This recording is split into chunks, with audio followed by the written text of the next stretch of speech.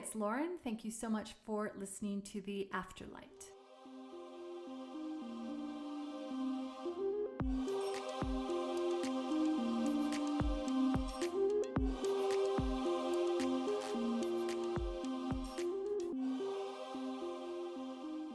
Hi, I'm Lauren, and welcome to The Afterlight. Leanne, the Barefoot Medium, is a highly sought-after international medium, channel, transformational coach, and author who connects people with their past loved ones and spirit guides to share their messages of peace, forgiveness, support, joy, and love. Leanne is also a twin flame who provides guidance around attracting, embracing, and receiving love through soulmate or twin flame relationships. Leanne also brings together her spiritual gifts, cultural and spiritual practices of the mystic Kogi people with various life experiences and over 20 years of professional knowledge, wisdom, and expertise to support her clients to manifest their dreams through her work as a transformational coach. Leanne is joining me today to talk about mediumship, channeling spirit, how to develop your intuition, and how to manifest your dreams. Hi, Leanne. Hi, how are you? Thank you for having me. I always get goosebumps when I talk about this stuff. It's just so fun and fascinating. So thank you for taking the time. I know I'm able to learn a lot from you today. Pleasure. Thank you. One way I like to kick off the interview is basically with the simple question, how did your spiritual journey begin? The big question. Yeah. So as a natural medium, I came into the world with my ability to connect and communicate with spirit, and that's what I refer to them as past loved ones, spirit guides, my team in the spirit world. And so I've seen, heard, felt, known that spirit's been around me since I was a child. When I was younger, I blocked that out and lived what I thought was a normal life. But as a intuitive empath, I would feel people's emotions that they weren't expressing and be quite sensitive around emotions and what other people were feeling. And I just know stuff. And people would say to me, how do you know that? I didn't know how I knew, I just knew. Went on and kind of did a normal life. I worked in universities for 20 years from, admin to reception through to student counselling and then into senior management and teaching. So my real world background is psychology, criminology and teaching. And then had a very stressful work environment and kind of got tapped on the shoulder at 2:00 one morning, and I knew it would come, and it was, okay, it's time to put your resignation in. So I did, with no idea what I was going to do next, and resigned and took myself to a meditation circle to de-stress. And as I walked in, the meditation circle was run by a medium, and I basically opened back up to my gifts and my abilities in a more conscious way and stepped into doing my work. So I want to find out from you how those gifts showed themselves to you. But before that, can we just go back for a second when you were talking about how you were or are an empath? I think that terminology might be foreign to some. However, I'm sure that's something that many people listening will actually resonate with. Can you talk a little bit more about that? Absolutely, because most people who are empaths have an ability to connect with spirit as well. So an empath is someone who can feel what someone else in our physical world is feeling and take that emotion on and express it for them if they're not doing that. So, for example, if I'm around someone who might be feeling frustrated, I might shift from being really peaceful into frustration really suddenly if I'm unconscious and not aware that I have the ability to really feel what other people are feeling. Now, empaths also know and have this real sense of, I know when someone is telling me an untruth, when they're being dishonest. I can feel that with every fiber of my being. Empaths often also can pick up on and express physical sensations in their body. So if someone's got a sore knee, I'm just going intuitively with that. If someone's got a sore knee and I'm around them in that space, I may feel my knee start to hurt really suddenly and not be aware of where that came on. Okay, so a lot of sensitive kids, who go from being really peaceful and calm might switch to expressing a different emotion because they may be empathic and have that ability. So it's almost a psychic ability. Okay, so all right, did you say knee because of my knee? Did you pick that up? That's too that okay. That's like woo. Spirit just told me where to go. So Whoa. yeah, thank you. Okay. Wow. Yes. More, please. That's what I always say. So, for Yeah. those who are listening now, obviously I can't speak for everyone, but I'll have to just speak from my own truth. I struggle with that sort of thing, being an empath, I guess, because Yep. sometimes I can't even have discussions with people because I take it on too deeply. Yeah. And it sits in me and I don't really know how to cleanse or protect myself from even having that in the first place. And what's interesting when you said that is, and it's like these light bulbs are going off in my mind.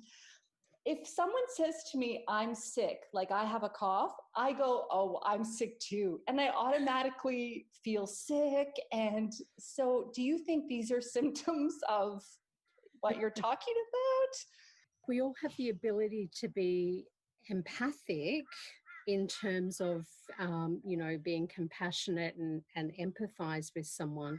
Yeah. Being an empath is at a whole different level. It's, you're literally energetically stepping into their shoes and you're feeling what they're feeling. So if you think about our normal everyday senses, we've got our sight, our hearing, our smell and our taste and all of that. Our feel is also an ability or a sense that we work with. And so empaths are highly tuned in to their sense of feel and emotion. So if we do put ourselves in someone else's shoes, we can do that consciously or unconsciously. So we can control that ability in some way. And I don't like to use that word control, but it is really about being conscious of when you're doing that and when you're not. And so you can observe rather than absorb the energy. Right. If that makes sense. Yeah, it does. And the word that came to me when you said that was the word boundaries. Yeah. And it's understanding that. And as we speak, further about mediumship and channeling, I would assume that boundaries would have to be something that you would be pretty good at putting up for yourself and potentially with others. So I am now. You are now. Okay. Yes. So through practice. Yeah. Right. So, okay, let's go back now to the opportunity where you were talking about you quit your job, you went into this meditation group, you went in and, everything aligned and, your gifts started to open up again. What did that look like? Did it happen right away or was it sort of a gradual thing that you went, okay, now I'm ready to be of service or to be open to that? It was very much a gradual thing because what I had been doing was living in the physical world and working with my logical brain, right? And studying or teaching or management requires that logic and that analytical brain, whereas the intuition comes from your heart and your feel. So I really had to learn how to jump out of my head and stop overthinking and analyzing and picking things apart and trusting what I was feeling, what I was hearing, what I was knowing or seeing through my intuitive abilities or my connection with spirit. Mm. And so, did you start getting signs? Did synchronicities happen? Did you see spirits? I mean, how did that gradually is probably a gift, because potentially if it had happened all at one time, it might have been a bit much. Yeah.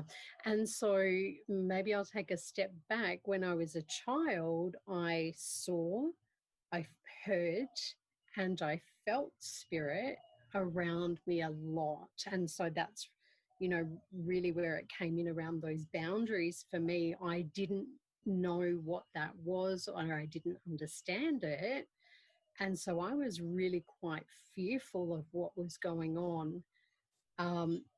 Because I feel so deeply, I would feel spirit up in, like they were in my face, past loved ones or guides or whoever it might have been.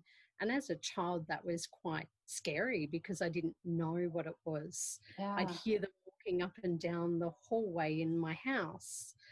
And I'd often go to my parents and say, there's someone in the house. And they'd be, no, there's not, go back to bed. There was for me. Yeah. And so that was part of my closing it down, because I was fearful of what I was experiencing and I didn't understand it. So my reopening was about becoming more comfortable with what I was seeing, hearing, feeling, and understanding what that was. That would have been maybe difficult for your parents to even imagine that that's a possibility. And they, they're aware of what I do now, but Yeah. they weren't spiritually open. So I came in as this beautiful, sensitive soul who can connect and communicate with spirit, who got put in a family that didn't know any of that or was unconscious to it. And Yeah. so that was part of my journey. And looking back, there were many synchronicities along the way and many insights now that I look back, and I realize how spirit was teaching me through my life experiences and my journey. I bought my first tarot deck at 13 and Ooh. would read that, and that was spirit teaching me, like you said, that other language Yeah. of, and I almost sometimes explain it to my students.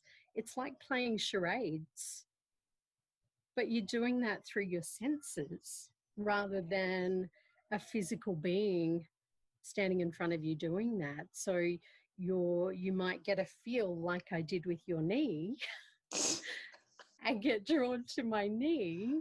And then it's like, okay, asking questions about, well, what is that? And having a conversation with that feeling. And is this a physical sensation, or is this just a different type of message, a symbolic message? Right.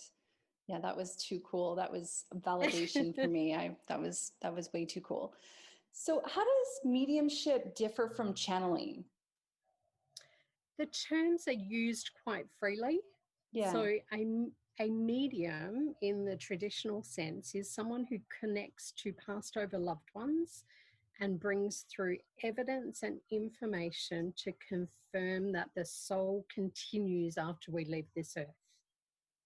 That's the traditional meaning of a medium. That's our job, that's our role, Mm-hmm. is to bring that evidence and fact to go, there's more to this than this physical life. Whereas a channel can connect into, let's use a couple of examples like archangels or angels or spirit guides. and be the channel that spirit uses to bring through information and guidance. Right.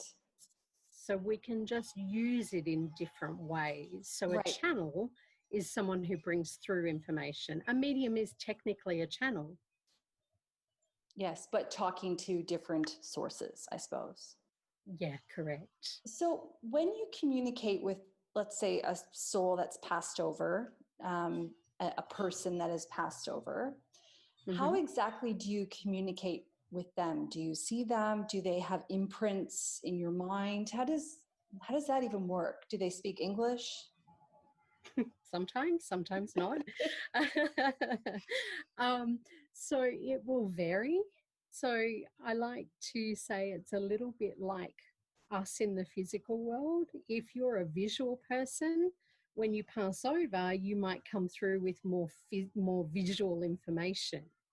Whereas if you're a talker or were a talker, you would be bringing that personality part with you, and you'd hear the information coming in. For me, my strongest sense is my feel.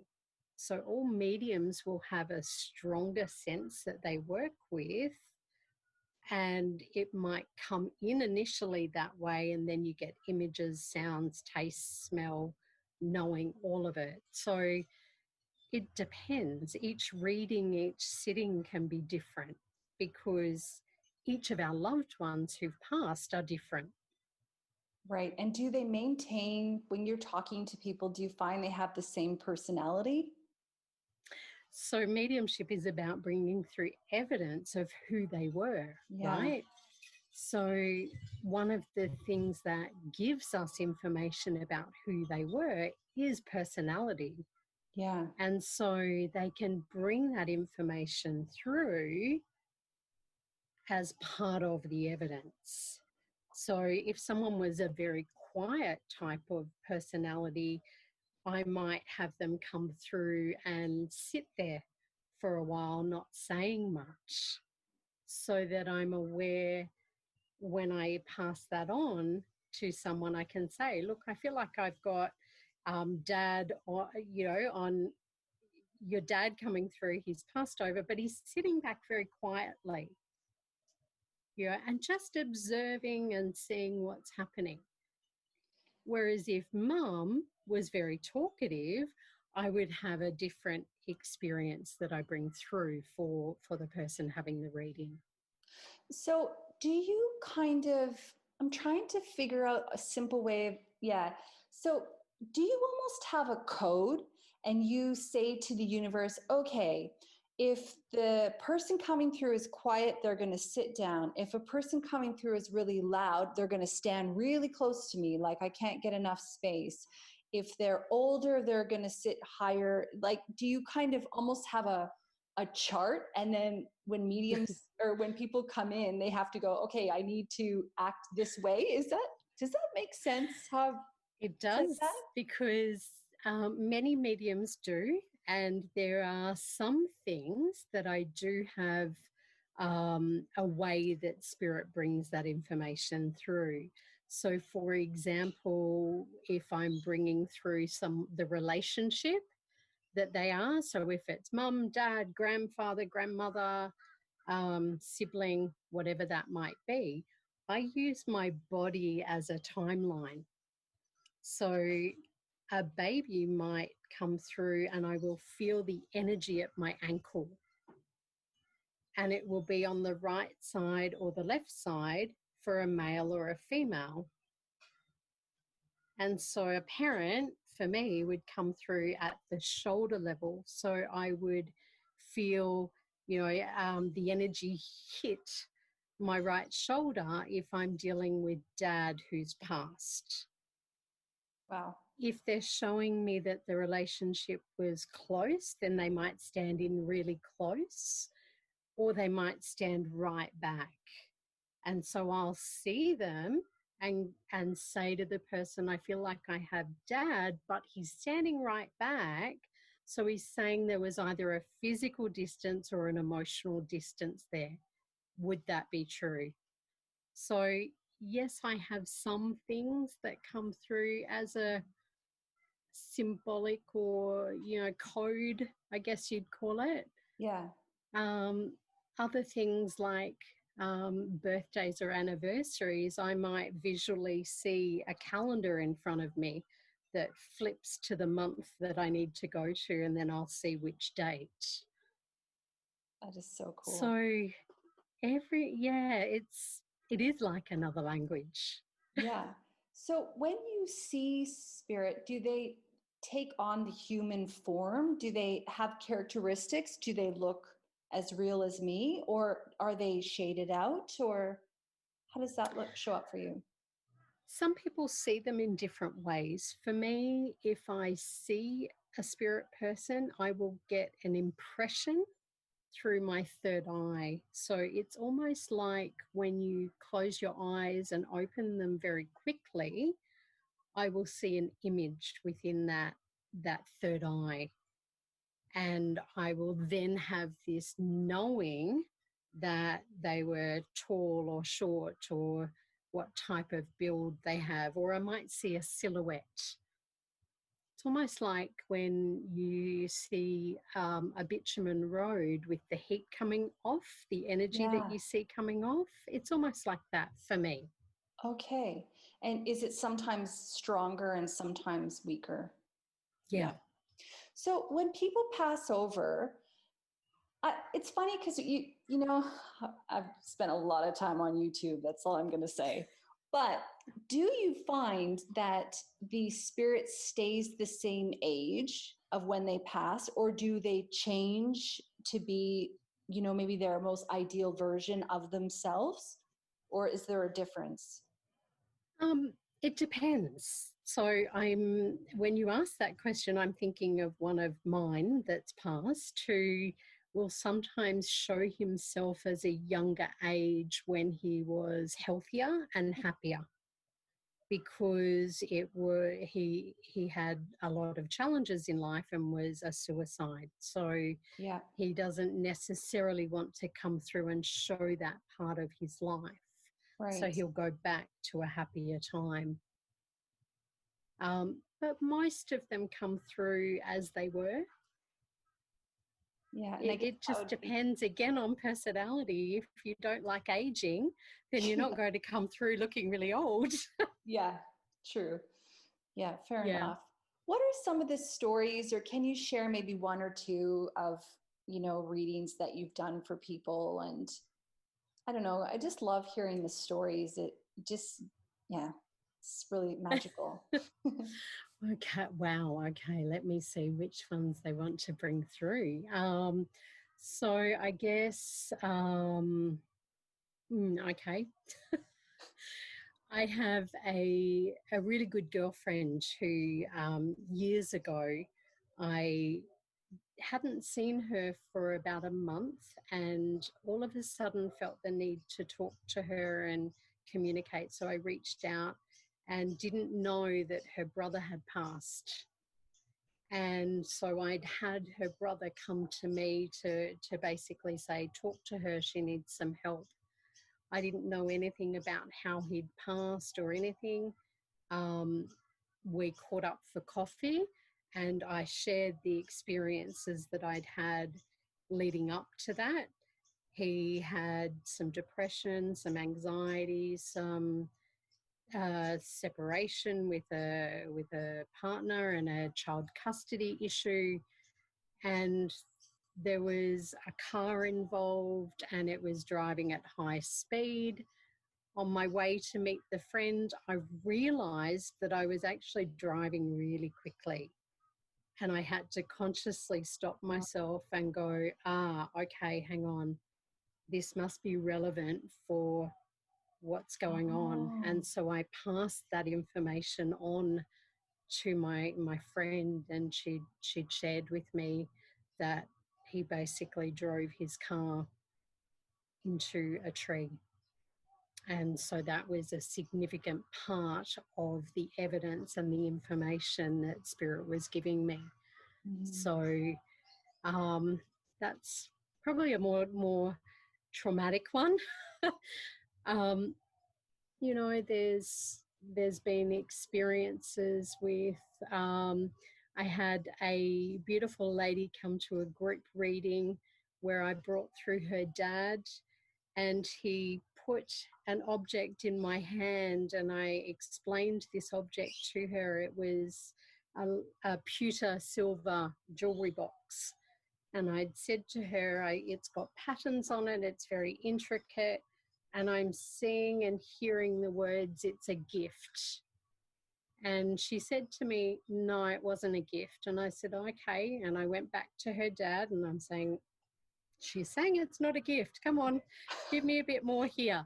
And he put his hands on his hips and he went, no, tell her it's a gift. And I just went, okay. So I did exactly what he shared with me, and she just laughed. She said, well, it wasn't a gift, but I'll take that. And I said, okay, I'll leave it with you.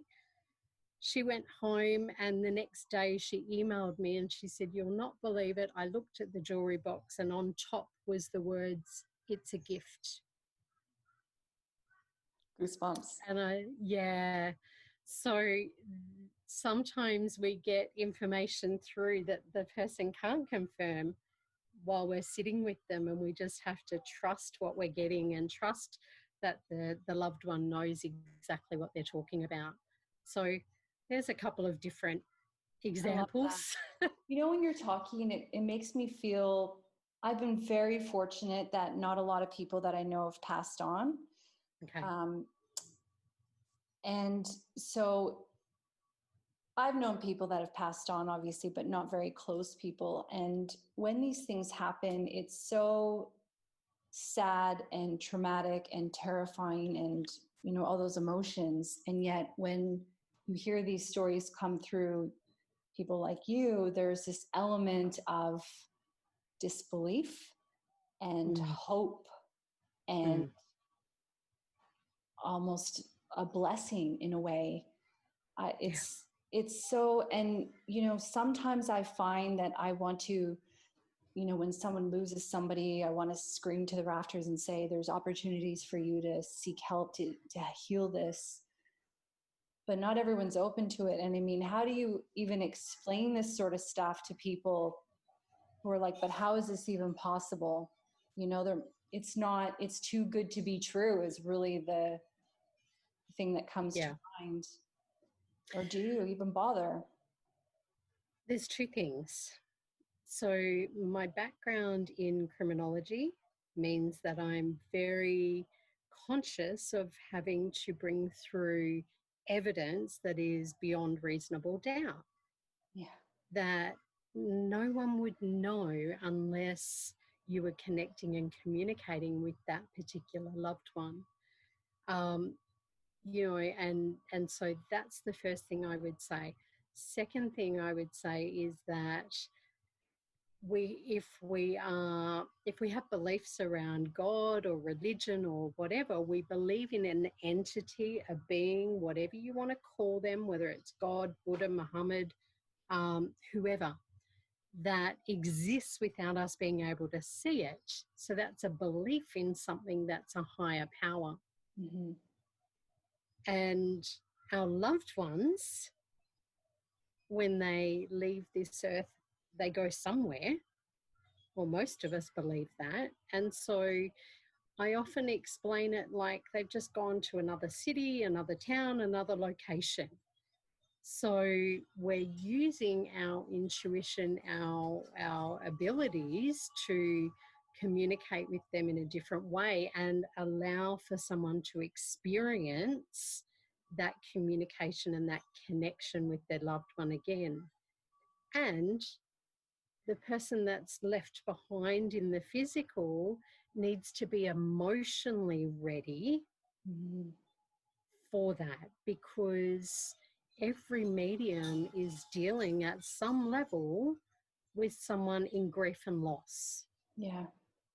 So from a psychological perspective, our role is to hold this beautiful sacred space for their grief and their loss and their love for someone who's passed over. And that is a blessing, that is a gift that I've lost quite a lot of loved ones through my life. And it was perfect because it prepared me for the work I do. Yeah. And so I understand what that grief and loss feels like, what that process is. And, my grandmother didn't come through for 10 years for me because I wasn't emotionally ready to hear from her. Yeah. Yeah. So we have to trust that we'll be guided to that type of support and help if we're open to it. Yeah. And that our loved ones know when the right time is. Right. And so if you go for a reading and one particular loved one that you want to hear from doesn't come through, it doesn't mean that they're not there. It just means they weren't who you needed to hear from at that moment. Sometimes you don't get what you want, you get what you need.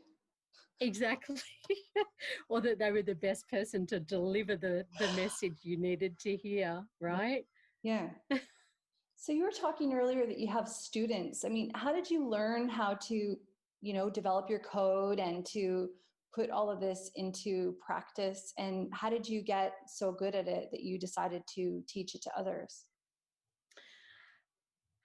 Two parts to that. I guess my real life experience with being in a university teaching environment, it's part of who I am. It's part of what I love, and what I'm passionate about is sharing that knowledge and wisdom. And Spirit taught me from a young age how to connect and communicate with them. It was more about me connecting in with me and learning about how I work, because your intuition will work differently to mine. And having some really amazing mentors along the way that guided me and pushed me to stretch and grow and learn. I do see spirit, but it's not my strongest sense in terms of getting information visually. So Right. spirit drew me to a mentor that was really good at visual, and I had to develop that. Right. So it's just learning, practicing, doing readings. Every reading I learn something. Yeah. Practicing From is spirit. key. Yeah. Yeah. So you talked earlier about, being a channel as well and being able to talk to angels and spirit guides and spirit. Can anybody do that? If someone's listening at home and they're thinking that, this is something that they want to get started to, do they have access to be able to talk to angels or ask for help or get support from spirit guides? Do we all have one? Yes. So we all have, and I call them Team A and Team B, right? So we all have some, I guess people would know them as guardian angels. They can be spirit guides. It's whatever term you want to give them. We get given particular guides that are with us for our lifetime, that are here to journey with us and to support us with our growth and our learning personally and spiritually. And we have access to them just through our intuition.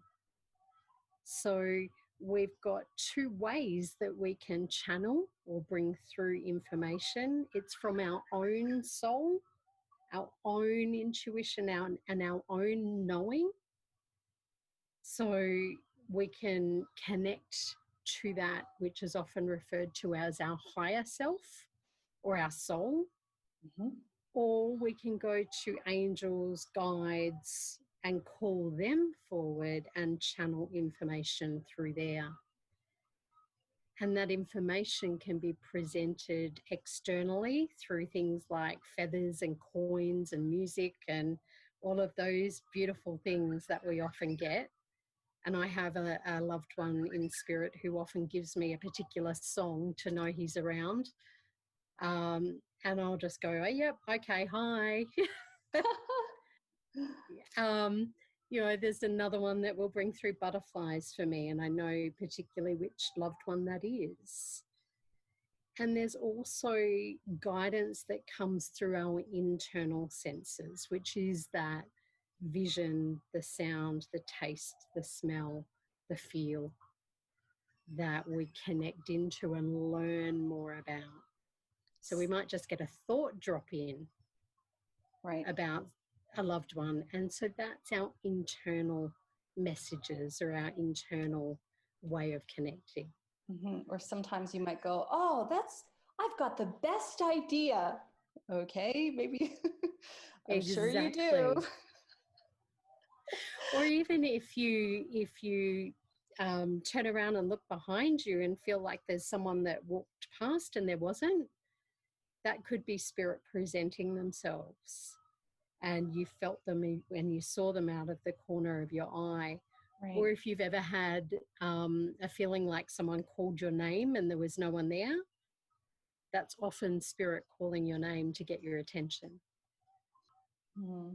I think what you've said earlier, is basically the big theme, which is to trust what you're getting. I think it's so easy to, oh yeah, I heard someone call my name, but it was just in my head, but I'm making light of it, but it's true. People would second guess that. They would go, oh, yeah. I thought I saw someone beside me, but it was clearly a shadow from the light from this lamp.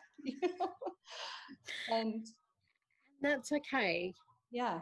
Sometimes it is. Yeah. And, yeah.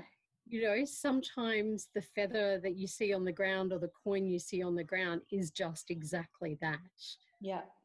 Everything is a message from spirit. So it's about learning to tune into that intuition and that feel. If it feels like it was a particular loved one or a message for you, then it generally is. So tune into that. Yeah. But when you have that logical brain as well, yeah, is when you drop between the intuition and the head or the logic, and you question and you overthink and you analyze it. Was that? And that's okay. That's part of the journey and part of learning how to connect and how to communicate. And everyone goes through it. Yeah. I don't think I do that enough, because if I just feel something's true, I just go with it. And I guess I would rather figure it out later that it wasn't right, as opposed to second guess how I feel in the core of my soul.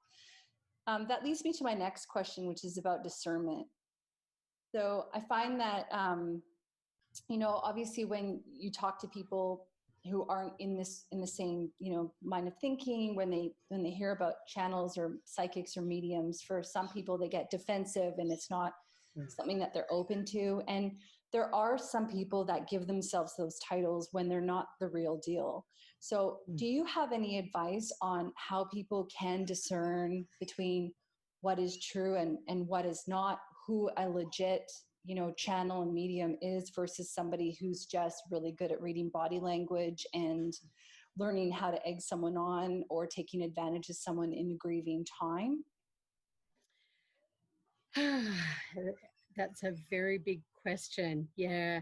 So I would come back to, first and foremost, that sense of knowing you is paramount, because if you don't know in your body, and I would say it's in your body that you know if something feels right or if it doesn't. Yeah. Tune in to your body. It will tell you. That's your soul talking to you. And if my guides will often, and look, that was me. I used to question things and be skeptical. And I think a healthy sense of skepticism is great, because a medium's job is to give you evidence. There's a difference between a healthy skeptic and someone that you will never, ever change their mind, right? Yeah. Yeah. So discernment is coming back and really asking yourself, how does that feel in my body? Does that feel true for me? And two things that I would suggest people listen for or feel for is anxiety and confusion. They are the two red flags that you will be given if something is off. Mm. Okay? So if you get that sense of, oh, I'm not sure about this person, and you're going back and forwards about it, that's your intuition talking to you, going, you're not sure because it's a no. Right. Yeah. Normally, if you have to ask 5 people what you should do, or is this right? It's not. Do you think a lot of No. people are still learning to listen to? Because when you talk about, your inner knowing and stuff, you're really talking about your intuition. Yeah. So one of the ways I teach people to connect to that is think about a set of traffic lights. Okay? You have the red light, the yellow light, and the green light. The red light is that it's too hard, it's really difficult, I'm struggling, I'm not sure, it's blocked, I feel stuck, or anger, frustration, whatever that might be. That's a red light. That's a stop. That's a not aligned with you, not the path you need to take, not the right opportunity, not the right relationship, not whatever. Stop. yeah. The green light is where it's easy, it flows, it's loving, it's joyful, it's peaceful, it's easy, right? What happens is, whether it's around, relationships, work, finances, whatever area, we're usually in that green zone and we get a choice point, right?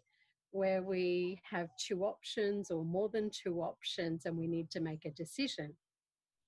What happens is we don't pause at the yellow light and check in with ourselves and ask the question, is this a red or a green for me? Right. Is this hard or is this easy? Yeah. It might be not the right time, not the right choice. Pause, wait, be patient, collect more information. But what happens is we're so busy, we're so rushed that we go straight through that yellow light into the red zone. We sit in it, we get frustrated, annoyed, and it's all hard. And then we go, what happened? Right? Yeah. So it's in that yellow zone where we connect with our intuition and our inner knowing. Mm-hmm. So play with the red light, yellow light, green light thing. That's a and great work idea. out. Yeah. Mm-hmm. And you'll learn what your red lights are. Mm-hmm. And that comes back to boundaries as well. Yeah, I love that. And I think that's something that anybody, listening at home can start to implement in their everyday. And one thing I also heard, and I try to live by this as well, is what decision makes me feel lighter? When you talk about pausing, waiting, being patient, and collecting more information, sometimes, at least for me, it's about thinking, okay, what decision makes me feel lighter? And that sometimes can help me to figure out which way to go. Yeah. Yeah. And that would be definitely in your green zone, that lightness, because joy, happiness, peace is light. The rest of it's really heavy and hard, right? Yeah. So, and sometimes if we're not fully tuned into that intuition or trusting it, it can be just about going, you know what, I'm going to learn this. And the way I'm going to do that is take the pause, take the stop, ask myself that question, what feels light, what feels joyful, what feels like the right decision for me. Yeah. Do you have a tip or trick that people at home can learn to practice their intuition, to remind themselves to take that pause, but then also to be clear on what they're feeling? Because a lot of people are still governed by their mind. They're still so lost in the logical side of things that listening to their insider and their intuition is not even in the realm of possibility. Yeah. How can they get started? My number one tip is breathe. Yeah, because we are in that headspace, that doing that action mode. Yeah. We need to just pause and stop and breathe. So one of my tips would be, first thing in the morning, allow yourself 5-10 minutes or more, whatever it is you need, to just breathe. Yeah. And it might be about acknowledging, and I think this is what we often get taught, is not to feel some of those more challenging emotions, to just connect with your feel and ask yourself, how do I feel today? And it might be confused. And then throw on an affirmation that says, I feel confused, and that's okay. Yeah. Don't judge it, just allow it to be.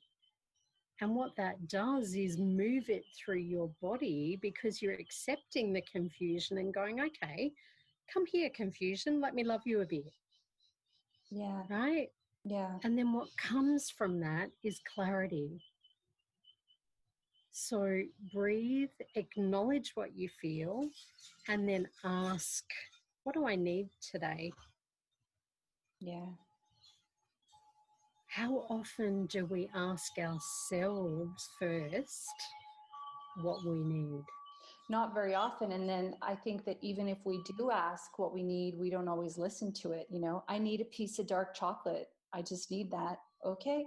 I need to watch Netflix. I need a bath. I need a break. I need a nap. You know, those are all okay to nourish yourself Yeah. and to, yeah.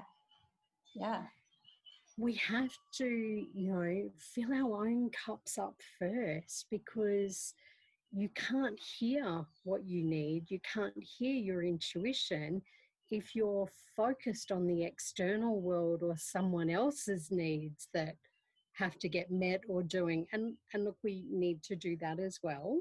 Mm-hmm.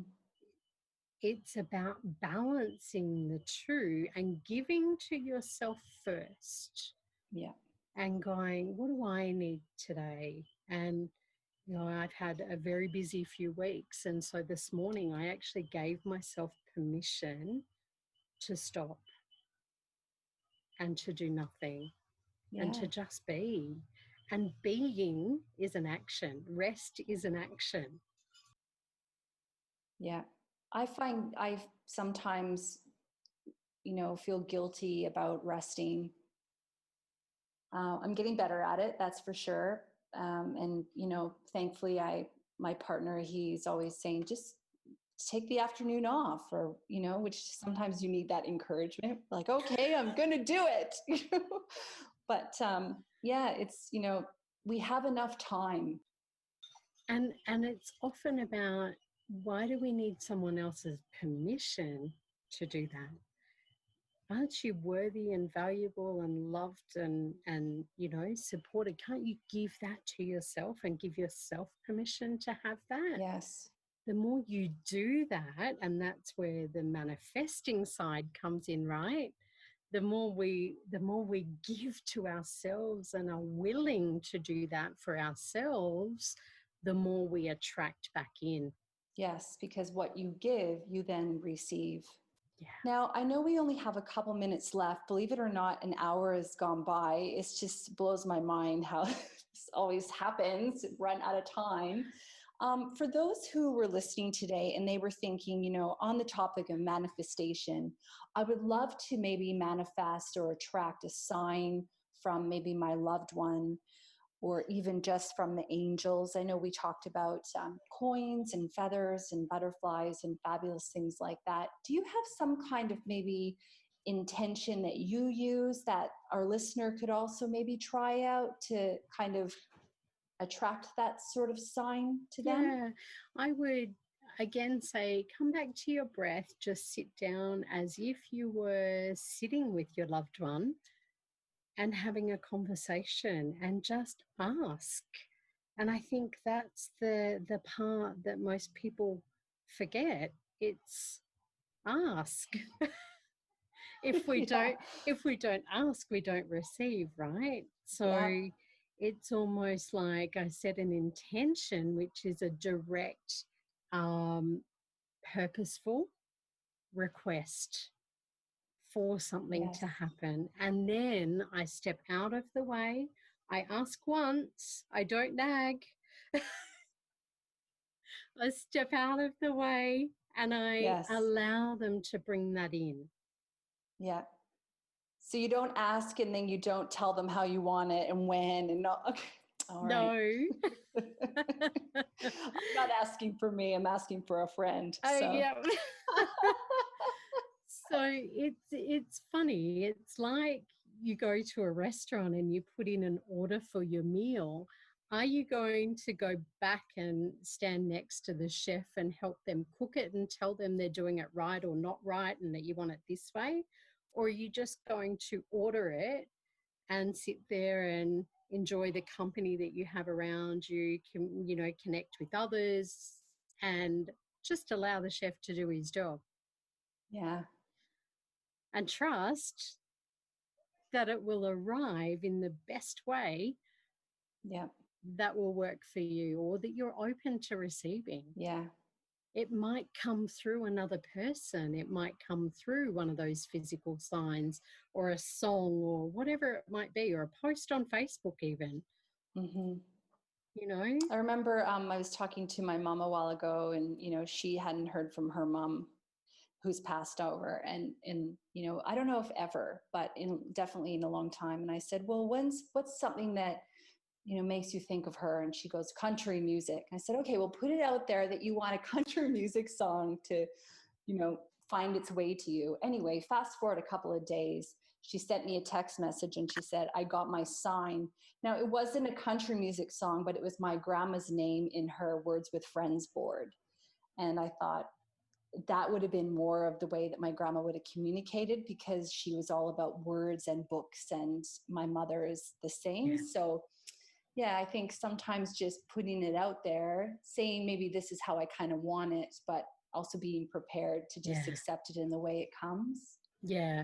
And I think it's also about being able to discern what is a sign and what is just something that you would normally see. Yeah. And so if we request something in particular that we see quite often, it won't have the same impact that it does if it's something different that you go, oh, wow, okay, now I know that was you. Yeah. Goosebumps for me, that sometimes tells me. Does it tell you too? It does. Yeah. I love that. It does. Leanne, I love talking to you. You're such a beautiful woman. Thank you for the time. If our listeners want to get a hold of you, I know that they can go to your website at the Barefoot Medium. I'm going to put the links in the show notes and all that stuff here too. Do you do online readings for people if that's something that they want? I do. So I do all of my readings for probably the last 4 or 5 years. So I'm very fully prepared for this time. Yeah. So I do online video readings through Zoom and also phone readings. So I can connect to people all over the world and through the vastness of the internet and the gift that we have of connection. Yes. And Leanne also has a YouTube channel and a podcast, and she sells awesome stuff on her website, new age spiritual tools and products like smudge sticks and crystals and singing bowls and all these fabulous things too. So I'll put all the links to all that for our listeners in the show notes, because who doesn't want a good smudge stick? I know, right? I've got one right here. It's wonderful. All right. Well, thank you so much, Leanne. I would love to have you back on the show at some time if you would be keen. Maybe we could talk about twin flames and relationships and stuff like that, which I know some of our listeners would be dying to hear. Yeah, I would love to. Thank you so much for having me. It's been a pleasure.